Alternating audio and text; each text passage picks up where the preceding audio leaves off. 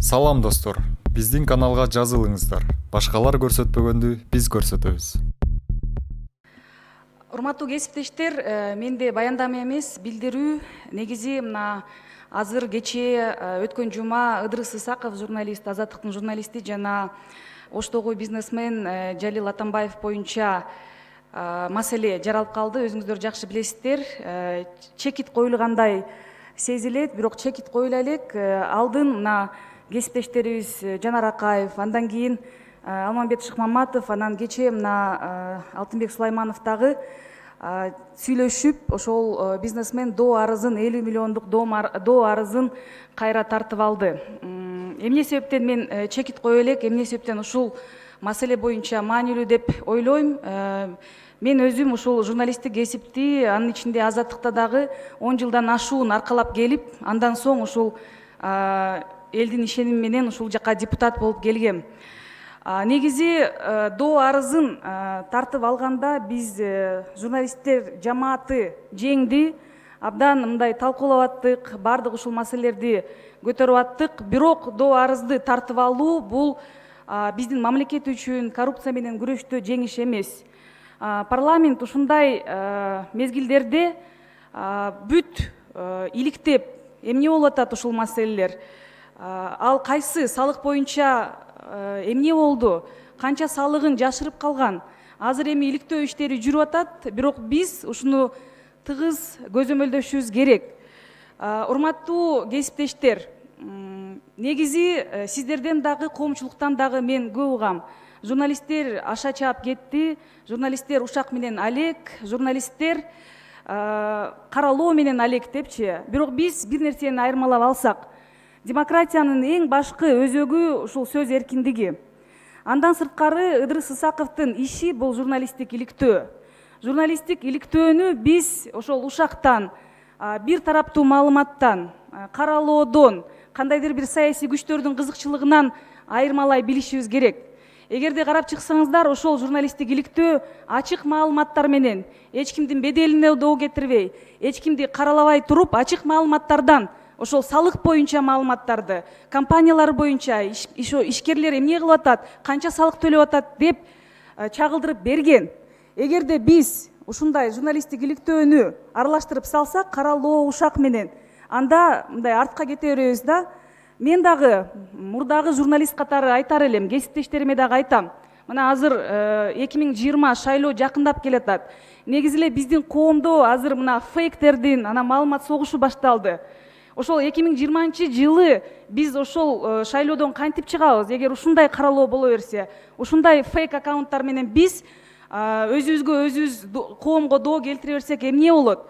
Бирок эгерде биз журналисттик иликтөөнү колдобой, ушундай жакшы жумуштарды, журналисттерди колдобой, аны теңеп салсак, анда биз ошол фейктердин жетеленме парламенти, ошол фейк аккаунттар менен чыга беребиз. Журналисттик иликтөө өтө маанилүү.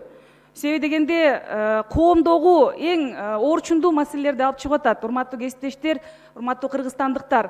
Ошол эле уран маселеси, ошол эле Жалил Атамбаевдин маселесин парламент көтөргөн жок. Биз муну моюнга алышыбыз керек. Депутаттар көтөрүп чыккан жок. Уран маселесин эл көтөрдү. Ушул жерге келип кечээ мына коомдук угуу дагы болду, мыйзам долбоору. Андан кийин гана парламент реакция жасап атат.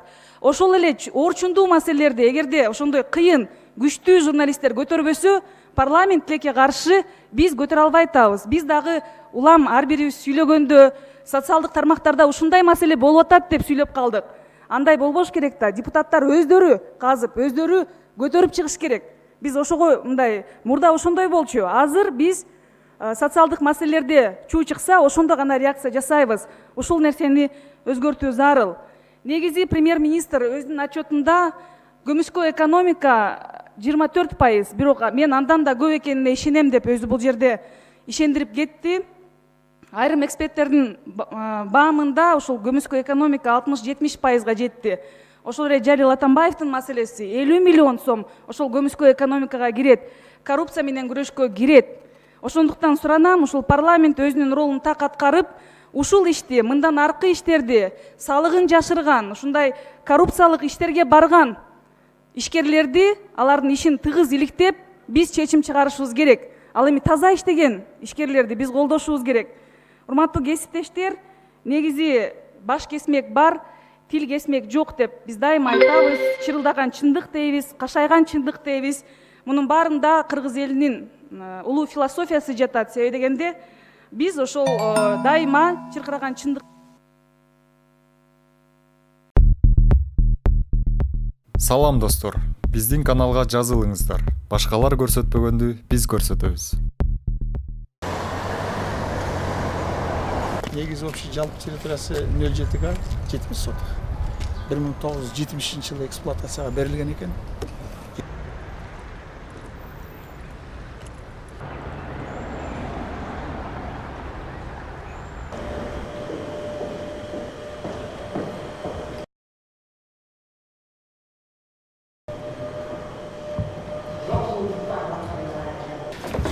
Сонда мрамор сынат экен, жайында эзилет экен.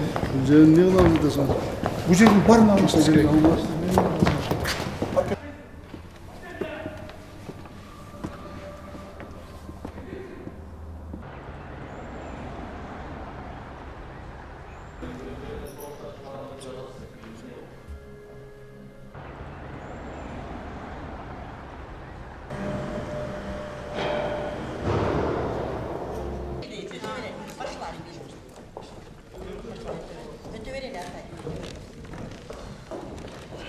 Жаңы спектакльдерди ачат. Өзүбүздүн местный драматург. Bizde hazır. Buna göre ki parlaştırdıkta 200 kilogram iltegen motor. Bunlar girdi. Bular girdi. Hazır hem bugünkü başka olup koyuyor. Жаңы улууларга жараша кичине момундай 2-3 месталыктар. Суутта тегип үстүнөн бери кагылып.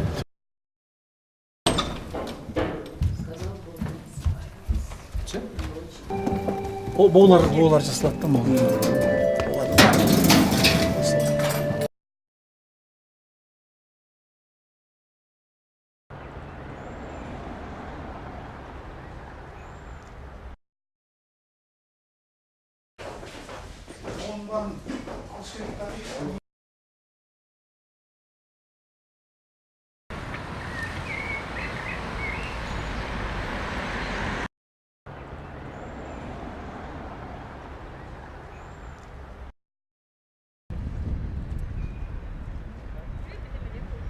Көп несесін неме қылып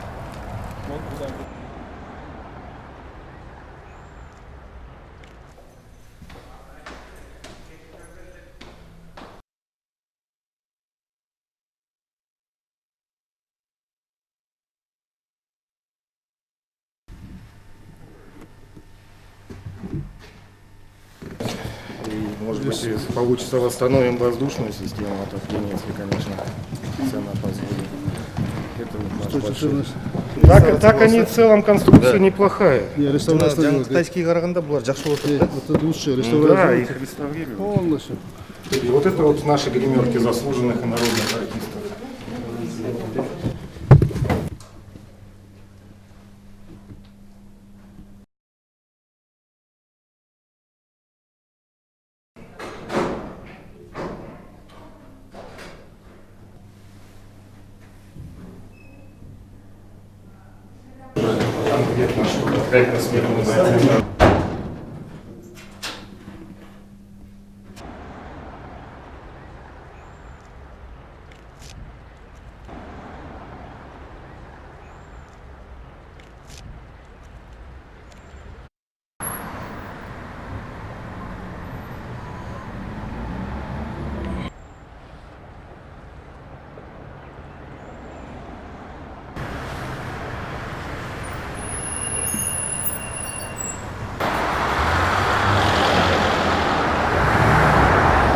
Бүгін президент Сооронбай Башарович Бишкектеги эки негизги театрды өзү кыдырып көрдү. Биринчиси Кыргыз драма театрын көрдү, экинчиси Орус драма театрын көрдү. Кыргыз драма театрында бүгүнкү күндө абал менен таанышууда көп жылдан бери, мынакей 30-40 жылдан бери эч кандай ремонт болбогондугу жөнүндө Ал жердеги ички баягы эмеректердин баардыгы эскергендиги жөнүндө негизги эле баягы артисттерибиз гримироваться эткен комнаталардын жылуулук системасынын негизи эле баардык иштеп аткан системалардын баардыгын абдан начар деңгээлде экенин өз көзү менен көрдү. Экинчиси мынакей Чыңгыз Айтматов атындагы Орус драма театрында азыркы учурда болуп, бул жерде дагы абал көрүндү. Бул жерде акыркы бир 10 жыл ичинде абдан бир чоң көйгөйлөр болуп атат эле.